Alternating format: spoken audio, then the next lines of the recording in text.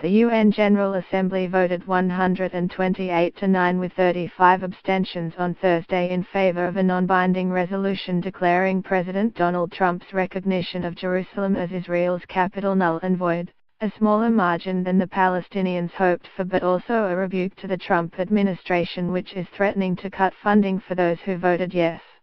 The vote was a victory for the Palestinians, though many of their supporters were predicting at least 150 yes votes or more. The Trump administration launched a massive lobbying campaign, which included letters sent from U.S. Ambassador Nikki Haley to over 180 countries warning that the U.S. would be taking names of those who voted against Trump's decision. But when it came to the vote, major U.S. aid recipients including Egypt, Afghanistan and Iraq ignored Trump's threat and supported the resolution.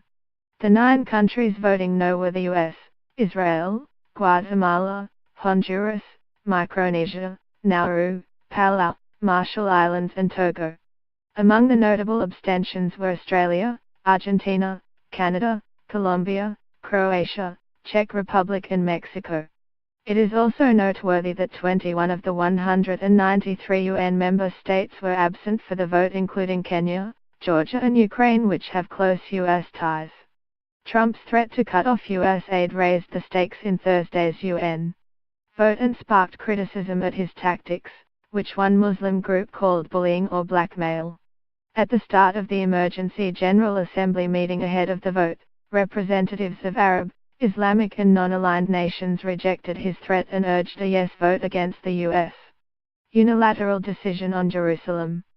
Palestinian Foreign Minister Riyad al-Maliki, who flew to New York for the meeting, called the U.S. action an aggression on the status of Jerusalem and said those who want peace must vote for peace today.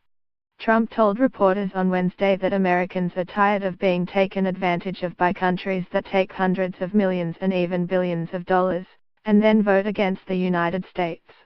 He said he will be watching Thursday's vote. Let them vote against us.